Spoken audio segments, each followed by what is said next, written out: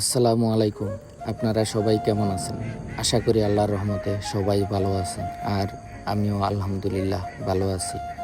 আবারও চলে আসলাম নতুন আরেকটি ব্লগ নিয়ে।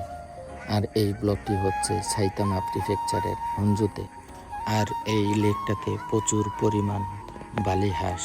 আর জাপানের অধিকাংশ লেকগুলিতে আপনার চোখে পড়বে অনেক বালি হাঁস। আর এই হাঁসগুলো যদি কেউ দেখে হঠাৎ করে তাহলে মনে করবে যে কেউ পালন করে, কিন্তু না, এই হাঁসগুলো কেউ পালন করে না।